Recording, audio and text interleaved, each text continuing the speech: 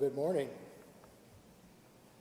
It's wonderful to be in this sanctuary, but I also, as I look around, I see one of the reasons that we're up here talking, and that is evident at the end of the walls with the salt that has leached out. So we're here to talk about sheltered in faith. And it's really a three-step program. We have completed the first phase, which was what we call the flat roof, which is the area over the offices and the conference room and the garden area. And water would just gush out of that area when the rains would come and the snows would melt. So that's done. It was done with a local contractor, and they did it under budget. So now we turn our attention to the sanctuary building and the educational building.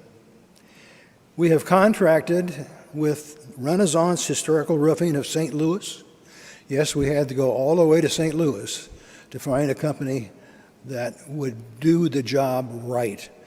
There's not that many companies in the United States that do historical roofing projects. And it's not just a matter of replacing shingles, it's the whole roofing system that we are looking at. We've signed a contract, put our deposit down, and they will be ready to do work soon.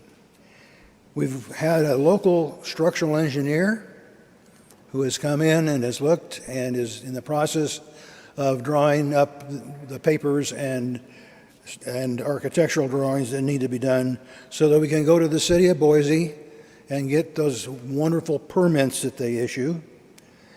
And we will be required to make a few earthquake modifications.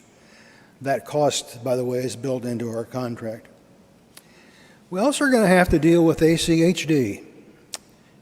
We didn't think we were going to have to. We thought that the alley behind our building was abandoned and had gone back to the school district. But ACHD and even though they asked for it to be done, in the end they said, no, we really don't want that. We want to maintain it as an alley. So we'll have to get a permit to partially block that alley with scaffolding. Renaissance intends to start their work either the last week in April or the first week in May, depending on how some other additional projects that they're working on right now end up. Both of the buildings, the sanctuary building, the education building, will be scaffolded. So you'll see a steel framework around here. Not like Notre Dame, but still a steel framework. We will not lose access to the building. So hopefully, before they finish their work, we'll be far enough along the COVID footpath that we'll be able to be back in worship. No guarantees, but we will have access to the building during all that time. Renaissance will contract with a local abatement contractor because, as I think maybe you know, our roof, the reason that these tiles have lasted so long, especially the educational building where they are almost 100 years old, is an asbestos cement tile. And so we have to have those abated. Renaissance then will remove the capstones, those white stones on top of the parapets, repair the brickwork, tuck point, install all the copper flashings, doing so to current standards. One of the reasons that this building, the sanctuary building, is having some problems is that the flashings were not installed correctly the first time. They then will reinstall the capstones, and if you saw the video, you saw that some of the capstones were sliding downhill. Renaissance will pin those capstones to the brickwork with with stainless steel pins.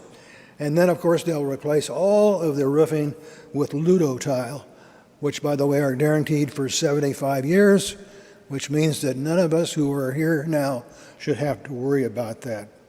And then they'll put new copper guttering and copper downspouts. Their estimated start to completion time is 6 to 7 months. Could vary a little bit either way.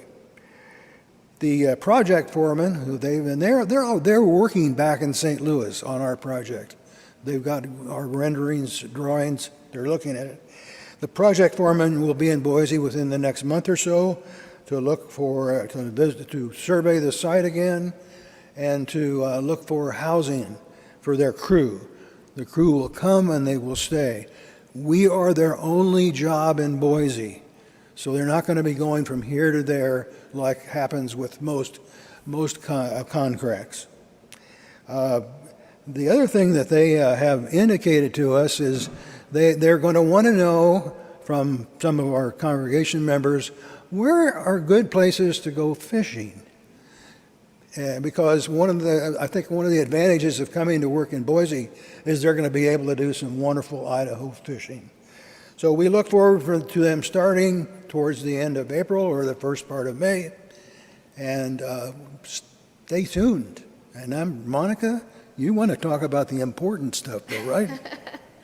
So this is a lot of work that has to be done, and it's not cheap.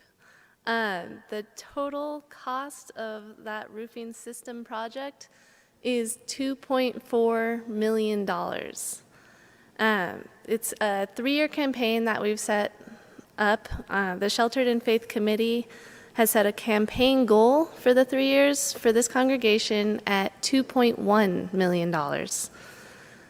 Good news, though, we've received pledges to this point for just over $1.9 million, but we need your help to get the rest of the way. And you notice that there's a little bit of a difference between the total cost and our goal. We are going to be financing the remaining as discussed in the congregational meeting in December. So if we surpass our goal, that's great. It just helps us to have less financing overall. You should have received a communication from Andrew this week with opportunities to sign up for a chance to meet with Andrew and a member of our team to talk about what the project is and a chance to answer any of your questions. So please look for that and sign up to get your questions answered, and you'll find out more about how you can make your pledge at that time as well. So a quick moment of why is this important? Andrew has repeatedly told us of all of the outside groups that use our building. And this building is a huge mission resource for this church in downtown Boise. And yes, as we've discovered during this pandemic, we are the church without a building, but we have the unique opportunity to be stewards of a building in the heart of downtown that enables mission work in our community. So let's be good stewards and ensure that First Pres and our community can continue to use this church building for years to come. On a personal note, why am I willing to continue my Next Step pledge for the next 3 years? Well, I had the privilege of getting married in this chapel this last summer on a shockingly rainy day in June. And so when I arrived at the church to get ready, there was a bucket of water sitting in our sanctuary, catching leaks from the roof. And I don't want any future brides or any other group using our church to have to worry about a leaking roof. So I want to ask that you today consider your why. Why is this building and this church important to you? And what can you do to keep us sheltered in faith? Thank you.